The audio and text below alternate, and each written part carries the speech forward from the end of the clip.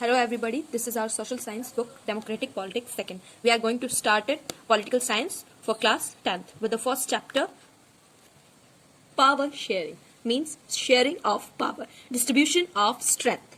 So let's have the overview of this chapter.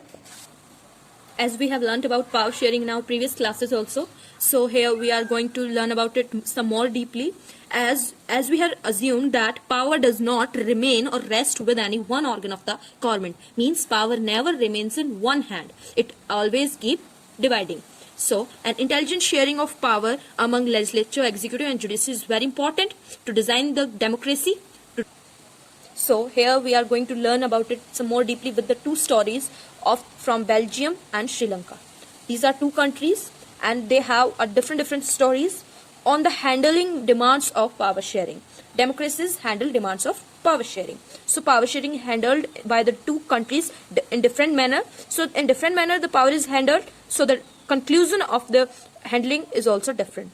The conclusion of Belgium handling is that the nation has the unity at end and all the people were happy. But in Sri Lanka, it leads the conclusion to be civil war and there thousands of people were killed in that. In this chapter, we will learn more things that what is power sharing, how is it desirable, is it desirable or not, is it useful, is it a form of democracy being shared. So let's start it. So let's start it with the story of Belgium. Belgium एक देश है जो कि Europe continent में स्थित है. वो बहुत ही छोटा है, एरिया में वो हरियाणा से भी छोटा है.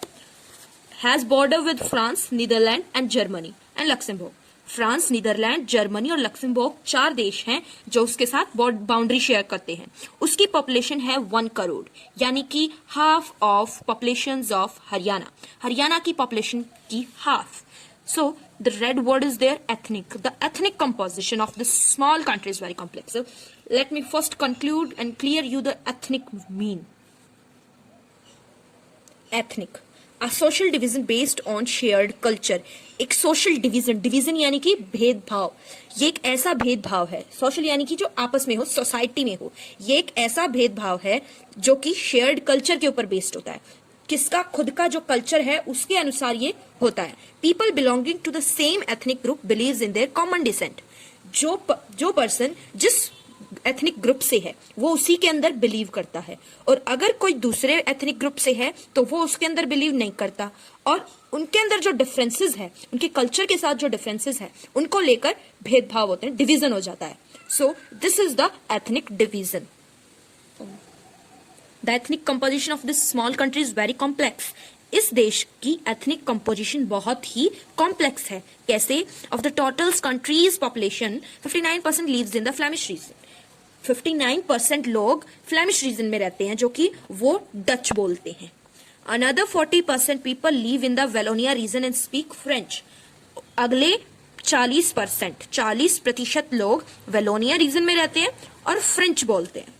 बचे हुए 1% जर्मनी बोलते हैं, जर्मन लैंग्वेज यूज करते हैं.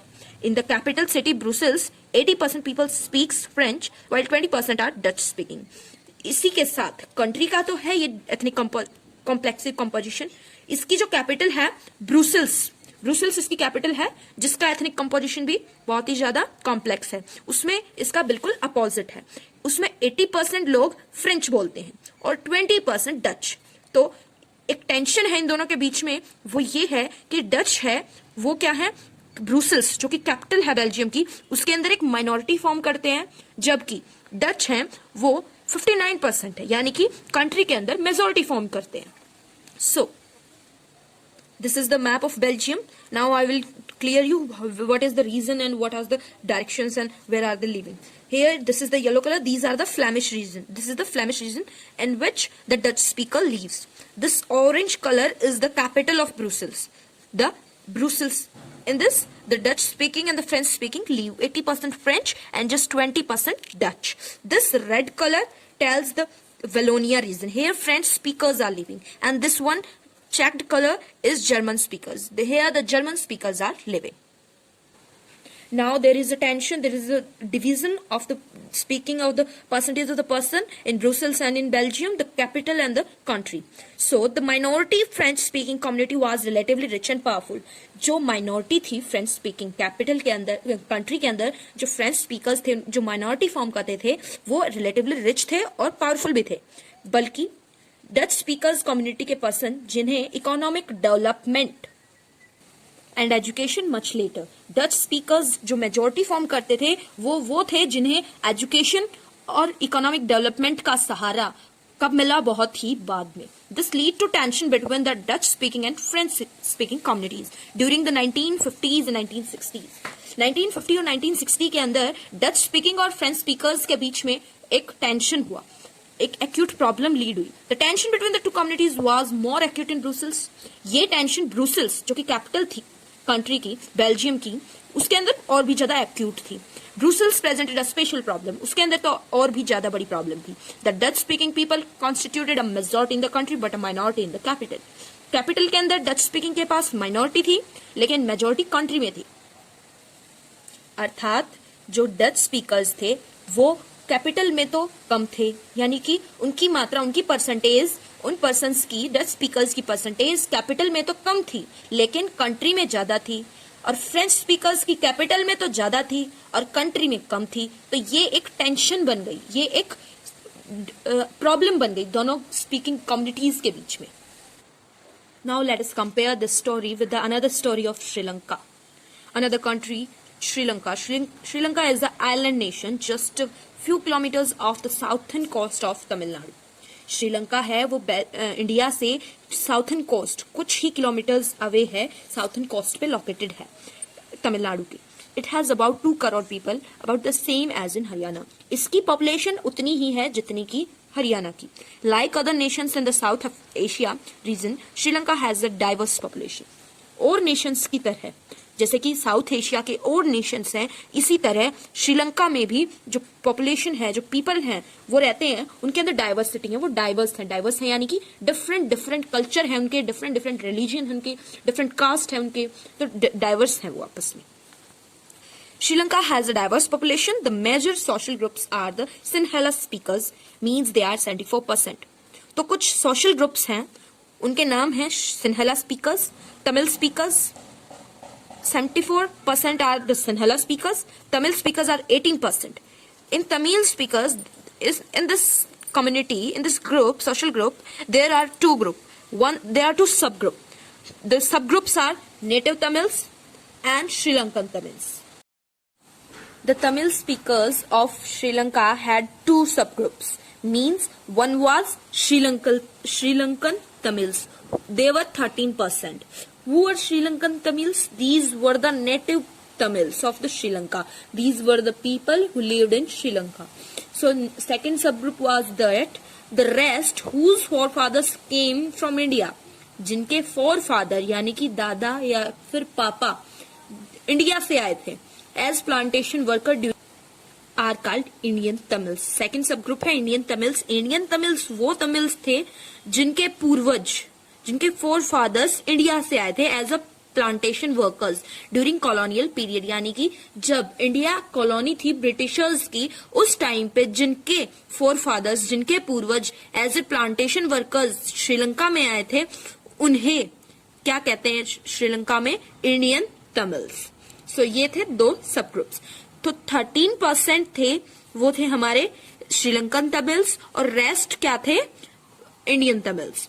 As you can see from the map, Sri Lankan Tamils are concentrated in the north and the east of country. Most of the Sinhala speaking people are Buddhists, while most of the Tamils and Hindus or Muslims. There are about 7% Christians who are both Tamil and Sinhalas. अब जो ये तमिल थे, Tamil speakers थे और सिन्हेला speakers थे, इनके अंदर भी डाइवर्सिटीज थी. यानी कि जो सिन्हेला स्पीकर्स थे वो सारे के सारे क्या थे? बुद्धिज्म को फॉलो करते थे, यानी कि बुद्धिस्ट थे. जबकि जो तमिल्स थे वो कुछ तो हिंदू थे और कुछ मुस्लिम थे. 7% उनमें से क्रिश्चियन भी थे. 7% ऐसे क्रिश्चियन थे जो कि तमिल और सिन्हेला दोनों थे. So let's have it clear with the map. This is the map of Sri Lanka. Here you see yellow color shows the Sinhalas, यानी कि this area, ये जगह, ये सारा क्षेत्र उन लोगों का है जो सिन्हलाज है, यानी कि जो सिन्हला स्पीकिंग है। और जो रेड कलर है ये तमिल्स हैं, श्रीलंकन तमिल्स, यानी कि जो नेटिव तमिल्स हैं, श्रीलंका के रहने वाले तमिल्स। और इंडियन तमिल्स ये चॉकलेटी कलर, ब्राउन कलर, ये क्या है, हमारा इंडियन तमिल्स का रहने का जगह है। और जो ये क्रॉस चेक सिंबल्स हैं, just like balls colour, these are the Muslims. So these are the names of the places you may learn from it. Just imagine what could happen in situations like this. In Belgium, the Dutch community could take advantage of its numeric majority and force its will on the French and German speaking population. अब Belgium की situation को देखिए। Belgium की situation से imagine कीजिए क्या हो सकता है। In Belgium, the Dutch community could take advantage of its numeric majority. अब डच की क्या है, डच स्पीकर्स के पास मेजोरिटी है, तो वो न्यूमेरिक उसके एडवांटेज ले सकते हैं उनकी मेजोरिटी होने के लिए। अब वो फोर्स करेंगे फ्रेंच स्पीकर्स और जर्मन स्पीकर्स जो पीपल हैं, उन स्पीकर्स को फोर्स करेंगे जो डिफरेंट लैंग्वेज बोलते हैं, ताकि वो डच बोले। अच्छा, this would push the conflict among communities further. और इससे क्या होता, जर्मन स्पीकर्स और फ्रेंच स्पीकर्स एग्रेसिव हो जाते अगेंस्ट डच कम्युनिटी, यही होता। This could lead to a very messy partition of the country. और अगर फ्रेंच स्पीकर्स और जर्मन स्पीकर्स कॉन्फ्लिक्ट वायलेंट हो जाता तो ये अपना एक पार्टीशन करवा लेते कंट्री से। They had there partition. वो भी कहते हमारे को अलग कंट्री चाहिए, वो कहते हमें अलग कंट्री चाहिए, और डच कम्युनिटी तो मेजोरिटी थी ही, उसको तो मिल ही जाती कंट्री। तो क्या होता, partition of the country. Conclusion ये निकलता, but both the sides would claim control over Brussels. दोनों साइड से ब्रुसेल्स के अंदर कंट्रोल बना। कैसे, फ्रेंच की मेजोरिटी कंट्री में नहीं थी लेकिन कैपिटल में थी, डच की मेजोरिटी कंट्री में थी पर कैपिटल में नहीं थी। In Sri Lanka the Sinhala community enjoyed an even bigger majority. Sri Lanka के अंदर जो सिन्हला कम्युनिटी थी उसने बहुत ही बड़ी मेजोरिटी हासिल की and could impose it's will on the entire country. और मेजोरिटी के दम पर वो दूसरी कम्युनिटीज को फोर्स भी कर सकता था। Now let us look at what happened in both these countries. अब हम देखते हैं दोनों कंट्रीज में हुआ क्या।